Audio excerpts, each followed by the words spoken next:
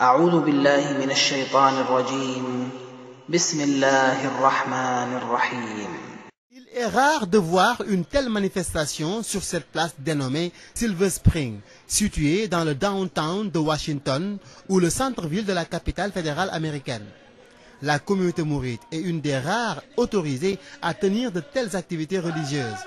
En atteste la réaction et l'attitude de nombreux passants venus parfois s'enquérir de cet événement pas tout à fait comme les autres, à une période où l'islam fait l'objet de toutes les attentions, parfois de toutes les incompréhensions.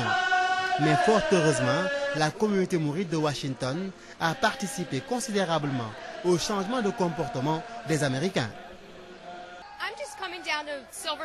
Elle est vraiment contente d'être parmi nous.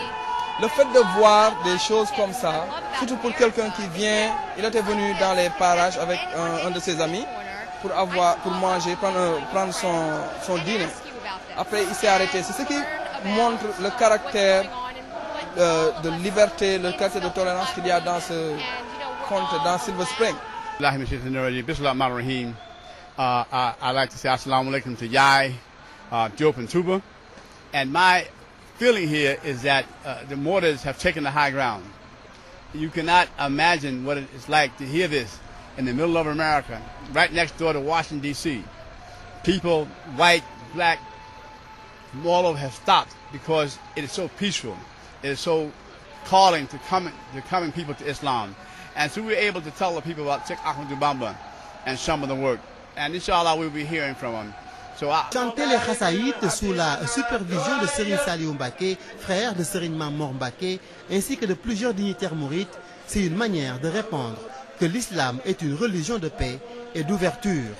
Dans cette étape de Washington, Serigne Mamor Mbacké a sacrifié à la tradition léguée par son illustre père en rendant une visite de courtoisie à la famille Hadj, qui s'est toujours investie dans les activités de la communauté vivant aux États-Unis. Les manifestations se sont poursuivies jusque dans cet amphithéâtre du Noah Center de Washington. Et là, des universitaires comme le professeur Souleymane Niang, le professeur Cheikh Anta Mbacké Babou et le professeur Serigne Moustapha Mbacké, tous enseignants dans les universités américaines, ont axé leurs interventions sur le système d'enseignement Al-Azhar et ses objectifs, sur la non-violence et sur le mouridisme et la sunna, ainsi que sur le projet de fondation Khadimou Rassoul en Amérique du Nord. La fondation Khadimou Rassoul a été créée par Cheikh Mourtada Mbacké en 1996 au cours de ses visites. Parce que le cheikh a eu une vision de faire tout dans une bonne direction, c'est-à-dire de respecter les lois au niveau des États-Unis. Donc, raison pour laquelle il nous avait chargé de créer une fondation et d'être en règle au niveau de la fondation et d'avoir des activités qui sont reconnues aussi par le gouvernement fédéral. Donc, ce qui a été fait par notre organisation, et c'est une organisation à but non lucratif.